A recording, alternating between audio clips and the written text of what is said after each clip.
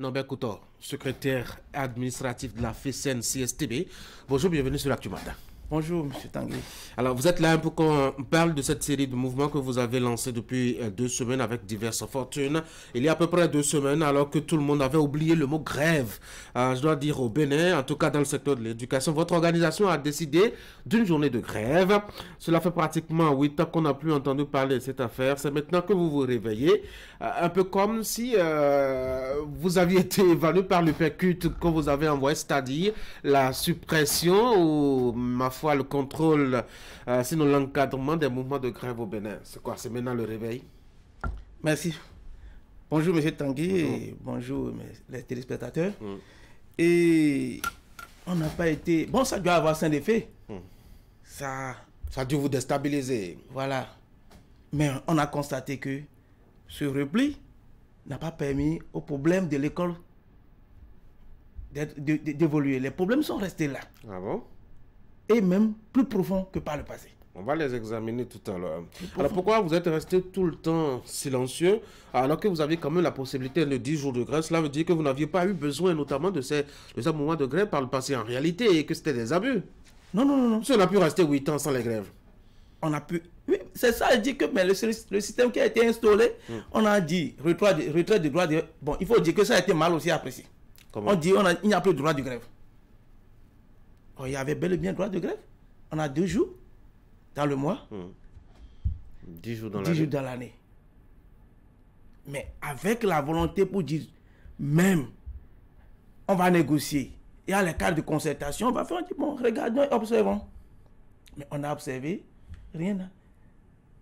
Il y avait, comme vous avez commencé à l'annoncer, les cadres de concertation, les rendez-vous annuels avec, ma foi, les partenaires sociaux, etc. Ça a dû être des endroits où vous avez quand même pu discuter, parler et faire avancer les choses, non? Le constat est clair. Ces cadres de discussion, de négociation ne font que du dilatoire et du truc d'amusement, quoi. Comment ça? Mais quel problème a été réglé dans ces cadres-là? Beaucoup de problèmes. Les AME sont contents depuis hier, par exemple. Et ça, c'est le cadre. C'est la grève. Ah, comment? Oui. Vous n'en avez fait qu'une seule fois. Et ça peut sortir comme ça. Et l'effet que ça a donné, non, on ne peut pas rester sans regarder ça. Ça a donné, mais c'était un succès éclatant cette grève-là. Pour une première fois, le premier pas là, non. Ou bien vous aviez attendu d'abord que bon, le régime soit vers sa fin, comme on est à 2 ans maintenant, et vous avez retrouvé votre courage que vous n'aviez jamais eu depuis le début. Non, le problème des travailleurs, ça n'a pas de régime ni de période. Parce que le travail, il a 30 ans à faire. À un moment donné, il faut qu'il règle les problèmes, sinon, la vie va le surprendre. Donc, il s'est fait que les problèmes se sont accumulés, jusqu'à ce que maintenant, on n'en peut plus, nous sommes au bord du gouffre. Ça va s'exploser, c'est ça qui a commencé. Donc, on est allé en grève, poser les problèmes de l'école. Alors, j'annonçais déjà que vous aviez lancé un mouvement de grève il y a à peu près 2 semaines. On a dit que le mouvement n'a pas été suivi. C'est faux. Ah, comment? Nous avons promené notre caméra dans des établissements. On a remarqué que tous les enseignants étaient au rendez-vous. Il y a même eu, ma foi, des communiqués d'aspirants au métier de l'enseignement qui sont sortis dans la presse aussi pour appeler ces enseignants-là, cette catégorie en tout cas, à ne pas se mêler de ce mouvement de grève. Oui, ça ne peut pas manquer, mais le mouvement de grève a été très bien suivi. Donc, quels sont les éléments qui... Les éléments qui montraient le suivant. Tel que tu l'as dit, c'est nouveau. Après 8 ans, ça ne sera pas facile d'aller sur l'ancienne forme de grève, automatiquement. Donc, il faut des formes de lutte. Ceux qui ont gardé encore le courage ont systématiquement fermé leur classe, leur amphithéâtre, puis ils sont rentrés chez eux. Vous avez noté ça où? Quels sont les établissements où ça a été observé? Actuellement, il y a des demandes d'explication qui sont sur le terrain, où les camarades remplissent pour remettre à leur directeur parce qu'ils étaient en grève. Ce n'est pas un élément palpable? Oui, mais moi, je ne sais pas où est-ce que ça se passe. Je vais commencer par l'intérieur du pays. Je vais dans le Koufo. Le directeur du CEA a adressé une demande d'explication aux collègues qui sont là. Et ce j'ai Atiémé, puisqu'on a parlé d'Atiémé sur le plateau, ils sont 13 professeurs qui ont reçu des demandes d'explication. Ce ne sont pas des grévistes. Je viens maintenant à Cotonou. Les camarades qui sont à Cotonou, il y a la camarade qui est... Ce que je l'ai pu demander, qui a demande d'explication, je crois bien. Il y en a plein de qui ont reçu. Il y en a dans Lomé, ce j'ai à Diara, le SG du Cinéclose, Thiaro Benoît m'a dit qu'il a reçu des demandes d'explication. Donc, plein. En quoi a consisté la grève? Oui. En quoi a consisté la grève? Rester chez soi, c'est ça? On a développé les formes de lutte. Rester chez toi. Les gens estimaient que bon, comme c'est la première, venir à l'école, faire une grève sur l'État. Donc ceux que vous avez vu dans les derniers qui ne sont pas allés du tout en classe, ils sont venus dans l'école, ils ont fait piquer de grève et ils observent pour dire non, venez, on va discuter des problèmes. Il y en a qui n'ont pas pu résister. Ils sont allés dans les classes, mais n'ont pas travaillé. Voilà. Donc on a dû, c'est les travailleurs qui donnent les formes de grève. On a constaté qu'ils ont donné cette forme de grève, aller à l'école mais ne pas travailler. Est-ce que nous avons constaté? Allez, demain, vous organisez encore un sit-in. C'est toujours pour la même cause? C'est toujours pour la même cause. C'est toujours pour la même cause. La première cause, c'est que on a constaté que les travailleurs sont allés en grève pour des revendications qui datent depuis 2018. Quand vous prenez la motion de grève, tout ce qui est sur la motion de grève, c'est pour ça qu'on était en grève en 2018. Et après la grève de 2018, où on a muté, on a puni, tout ça là. C'est les mêmes revendications qui sont là. En dehors des trucs de reversement des AME qu'on a mis, puisque en 2018, il n'y avait pas les AME. Mais pendant ce temps, on posait le problème de recrutement massif des enseignants pour l'école. Donc, on peut dire que rien n'a. Donc, on a commencé par donner des demandes d'explication aux enseignants. On a dit non, ça ne peut pas se passer comme ça. Là, on a le droit de grève. L'État, ou bien le ministère a demandé au directeur de faire le point de grève. On a fait le point de grève. Pourquoi encore des demandes d'explication? Donc c'est ça qui a motivé le truc là. L'autre sit-in, c'est aussi une action pour toujours exiger, faire pression sur le... Mais là, vous serez absent aussi dans les établissements. Ça vous fera deux jours de grève. Hein? Donc le mois de mars est bouclé. Nous, on a dit un sit-in, on n'a pas encore dit grève. On a dit sit-in. Oui, mais vous serez absent. Comment on fait un sit-in tout en étant au cours, par exemple? Non, on ne peut pas faire un sit-in en étant au cours. On peut faire une grève. Puis la grève, c'est cessation collective de trucs là. Donc, mais le sit-in, tu seras absent à l'école. Mais pas sur un lieu. Et le temps que ça... Le sit-in ne peut pas... On a dit de 15 à 16h30. Une heure. L'autre peut revenir à l'activité à partir de 17h. Donc, ce n'est pas encore une grève. Au fond, qu'est-ce que vous voulez? Qu'est-ce que vous demandez? Voilà. Merci beaucoup, monsieur. Nous sommes allés en grève pour deux causes. L'état de l'école. L'école est comment? Notre école, l'école béninoise, souffre de manque du personnel, du matériel didactique, des effectifs pléthoriques. L'infrastructure est absente. Lorsque vous allez aujourd'hui dans des écoles, vous pouvez trouver jusqu'à 130 élèves dans une classe, faire face à un seul maître. Au collège, au primaire? Au primaire? Au collège, non, au collège, ça tourne de 70, 80 élèves dans les classes. À l'université, n'en parlons plus, c'est des milliers. On a constaté que, je vais vous donner un exemple.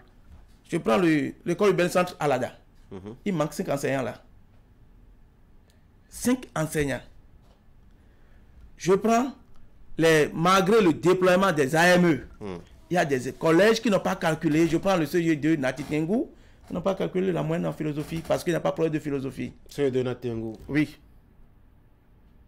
Vous voyez. À l'UAC, il y a des salles de cours même qui ne disposent pas de tableau. Tableau pour écrire. Maintenant, si nous revenons, les laboratoires, il n'y en a pas. Mais on ne peut pas, en tant qu'enseignant, se taire. Voilà le premier élément qui a motivé la grève. L'état de l'école. Maintenant, le second élément, c'est la vie des enseignants. À commencer par les AME. Qui aujourd'hui ne sont pas traités comme des fonctionnaires. Mais on se demande, mais ils sont traités sur quel régime, on ne sait pas. L'autre élément, c'est les plans de formation. Il y a au secondaire, je donne l'exemple du secondaire, il y a des enseignants, professeurs adjoints, qui attendent le retour en formation depuis, pour les premiers, depuis 2012, sont là, ne sont pas repartis en formation. Et ça s'augmente, ça s'augmente. Il y a plein de professeurs adjoints aujourd'hui dans les collèges qui font le travail des professeurs certifiés, mais qui ne sont pas. Ça crée même le manque du personnel. Je prends l'exemple, si je prends un autre collège, parce que c'est quand ça marche dans le COUFO, le directeur départemental, le directeur de l'enseignement technique est encore directeur dans un collège. Donc ça montre qu'il faut envoyer les enseignants en formation pour qu'on ait plus de professeurs certifiés afin qu'ils occupent les trucs là. Et même la rémunération.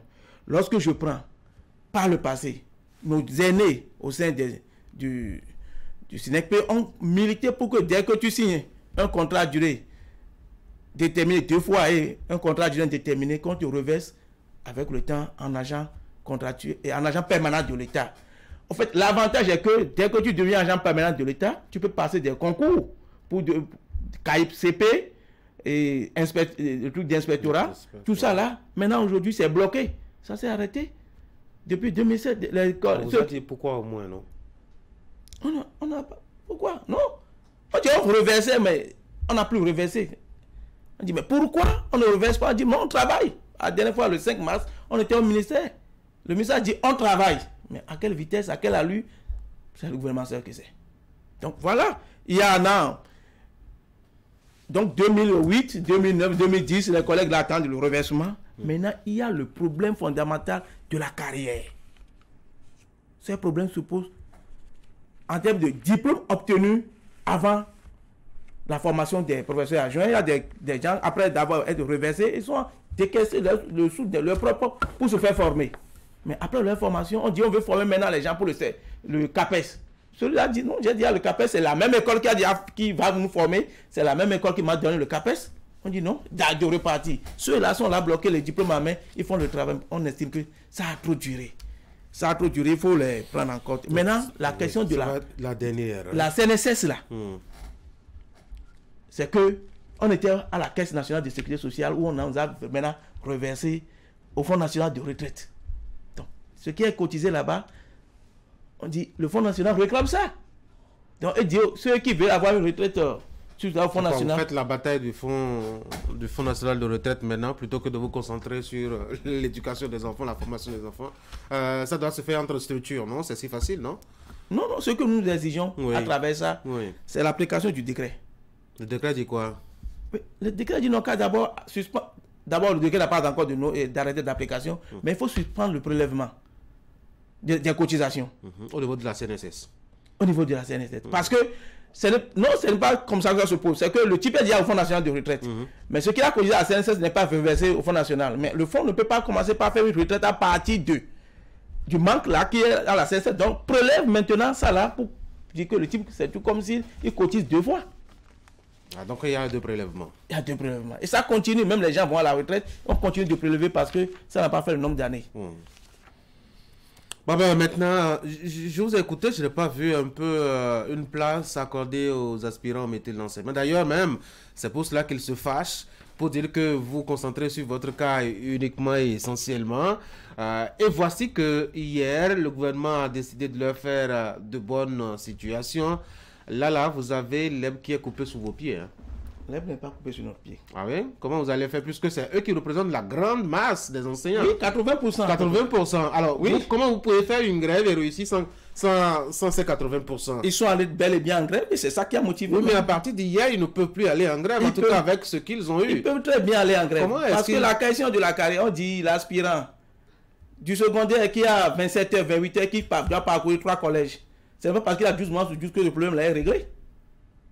Le problème n'est pas réglé. C'est ça, l'AME. Il peut être même dans 3 communes, dans 3 collèges, dans 3 communes. Le gouvernement, beau dire ça n'existe pas, ça continue d'exister. Nous avons les cas. Oui, où ils peuvent quitter ses mains pour aller à Porto-Nouveau, de Porto-Nouveau, à Pomisseté, tout ça là.